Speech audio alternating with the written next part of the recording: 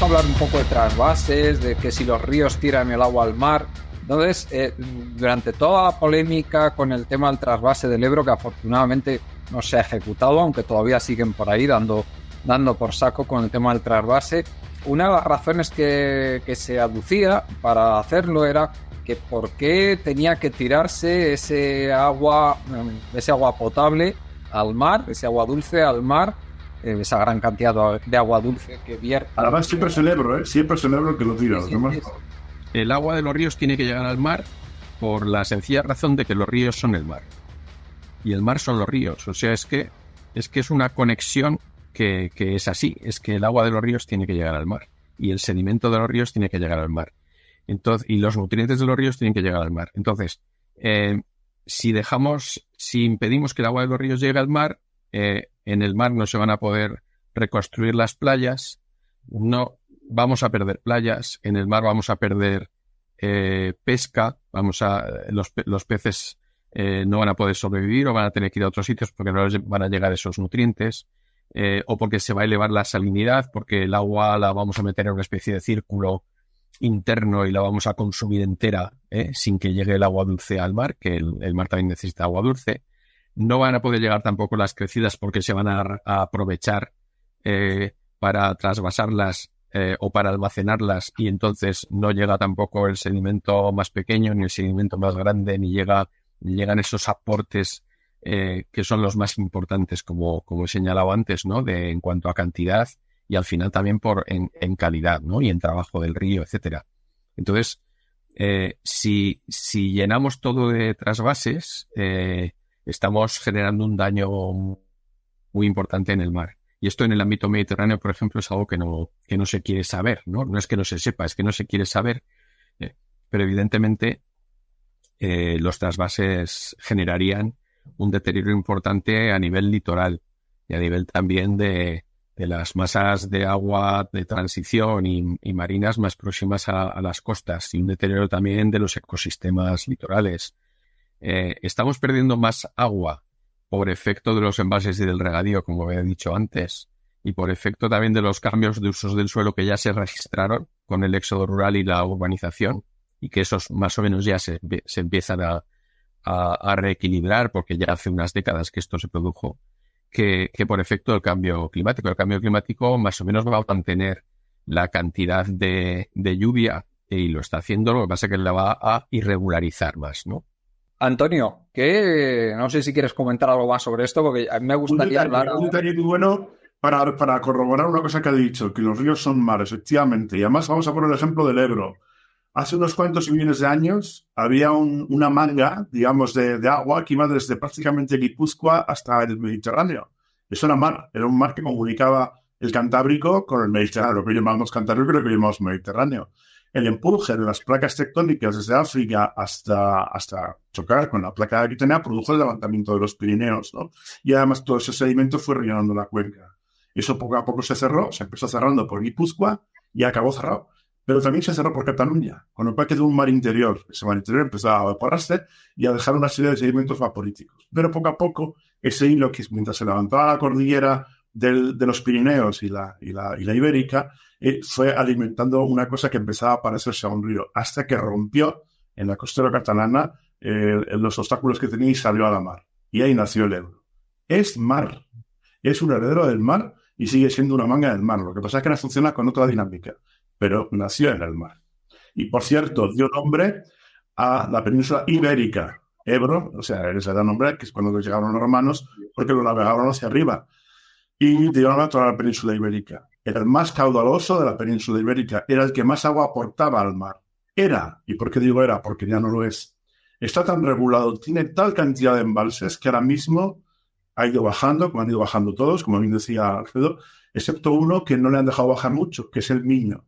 Bueno, pues ahora el Miño ya es el río que más agua, gracias sobre todo al SIL, que más agua lleva a la desembocadura. Por lo tanto, el Ebro ya no es el río que más agua lleva a la mar, que es más caudal lleva al mar, es el Miño. Por lo tanto, no somos la península ibérica, somos la península miñérica. Bueno, oye, apasionante, ¿eh? Súper interesante eso que nos has contado de cómo se formó el río Ebro.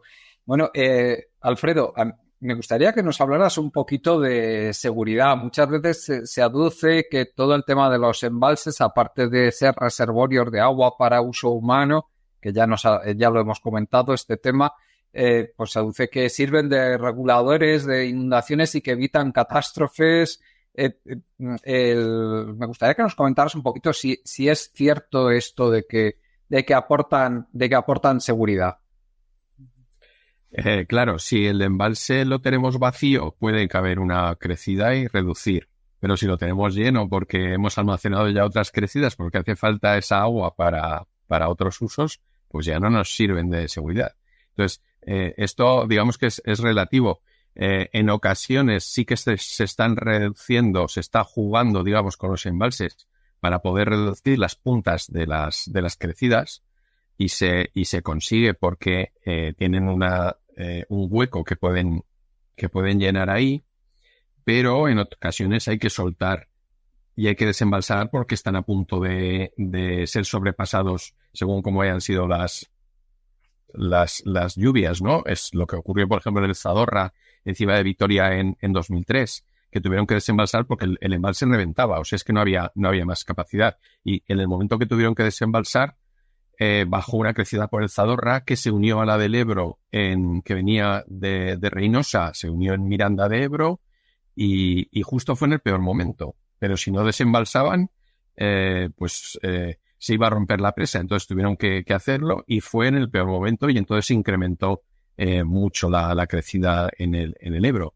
Entonces, digamos que sí que permiten jugar en algunas ocasiones, aunque vamos a tener algunas contradicciones. Por ejemplo, esa falsa seguridad que ha señalado antes Antonio, que es muy evidente. Es decir, si cuantos más embalses tengamos, más pensamos que estamos protegidos y entonces más invadimos, más ocupamos y más ponemos elementos de valor en la zona inundable, lo cual es enormemente negativo.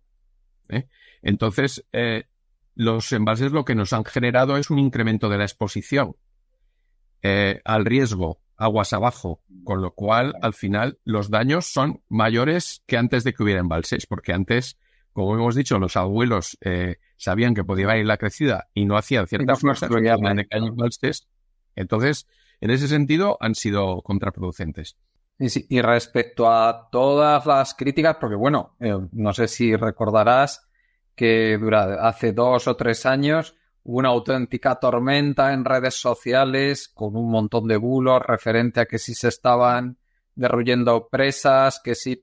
Bueno, o sea, por supuesto, ahora nos lo vas a explicar qué es lo que realmente se derrulló, que son presas que no estaban en uso, azudes, etcétera. Cuéntanos un poquito qué es lo que ha pasado realmente con todo este tema de las presas que se han derruido, qué era lo que se ha derruido y qué efectos ha tenido, y también si nos puedes poner un poco en contexto con la normativa europea que también recomendaba esto, ¿no? Bien, el derribo de presas obsoletas es una de las principales acciones de restauración fluvial, ¿no? De hecho, en el CIREF, trabajamos bastante en esa línea, y mi propio equipo de investigación, pues una de las cosas que más hacemos, digamos, es el seguimiento geomorfológico del derribo de presas, que hemos hecho en diferentes trabajos, en diferentes lugares, fundamentalmente en Navarra y Guipúzcoa, es donde más proyectos hemos tenido. Ahora mismo están mis compañeros en Cataluña también, en Girona. Entonces, bueno, pues hacemos bastante seguimiento del derribo de presas. Y lo que se observa cuando se derriba una presa es que el río recupera su salud con mucha rapidez. O sea, el río es capaz enseguida de volver a reconstruir su perfil, de volver a funcionar de una manera natural a nivel hidrológico y geomorfológico, a volver a construir sus depósitos de sedimentos, etcétera, y el río recupera la salud con una gran rapidez. El río tiene una capacidad muy buena para recuperarse en el momento en que le quitamos los obstáculos. Entonces, una actuación básica de restauración fluvial es esta. En España se han quitado unas 700, pero son presas muy pequeñas o son pequeños azudes, son son obstáculos, por supuesto, que estaban caducadas, que no generaban tampoco especial conflicto social. Es decir, se ha ido siempre a buscar los obstáculos que fueran menos problemáticos para quitarlos. No se ha hecho una campaña como se debería hacer de quitar muchísimos más obstáculos, porque tenemos miles y miles de pequeñas presas, de pequeños obstáculos y miles de vados, por ejemplo, de badenes, o sea, muchos elementos antrópicos que deberían restringirse en número en toda la medida posible, ¿no? El tema del derribo de presas parece, o algunas personas que están en contra de esto, parece que las presas tuvieran una función importante cuando son presas, como decimos, caducadas, que no almacenan prácticamente nada de agua, que si almacenan agua precisamente están favoreciendo la evaporación de esa agua, como he comentado antes, y se está perdiendo agua en circulación, que es la más interesante para todos los usos ambientales que tiene el río. Entonces, digamos que a nivel europeo, desde la Directiva Marco del Agua, pero a través también de proyectos europeos, tanto de investigación como de proyectos ciudadanos, se está fomentando el derribo de presas y de obstáculos, y esto también se hace en Estados Unidos, y esto, digamos que es algo que es lógico que se haga. Digamos que hemos infringido tanto daño en los ríos que tenemos la obligación moral de quitarles todos esos elementos que les hemos colocado y que no sirven y que muchas veces son negativos y contraproducentes. Quiero poner un ejemplo que para mí es uno de los más problemáticos y que nadie le está todavía hincando el diente, por así decirlo, ¿no? Y es el tema de las presas de retención de sedimentos que hay en todas las zonas de montaña. Las presas que se hicieron, por ejemplo, en el Pirineo, para que no se llenaran de sedimento los embalses. Es decir, en las cabeceras de los embalses se hicieron grandes, en todos los barrancos se hicieron escalonamientos de presas, de manera que hay miles. En un trabajo que hicimos el año pasado con un estudiante, contabilizamos 1.500 solo en la parte más alta del Pirineo aragonés. Pero seguramente en todo el Pirineo puede haber 4 o 5.000.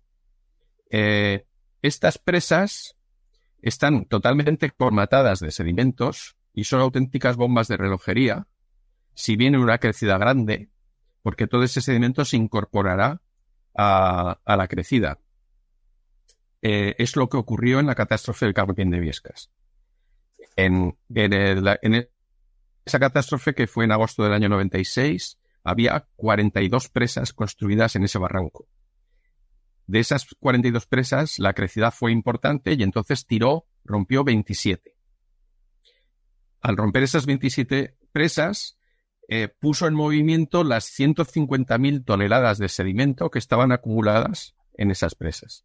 Y esto fue lo que generó finalmente que aquello fuera una catástrofe en el camping y que murieran 87 personas. Esta bomba de relojería que se puso en funcionamiento en el caso de Biescas puede ocurrir en cualquier otra zona de montaña en cualquier momento, porque tenemos los montes llenos de presas.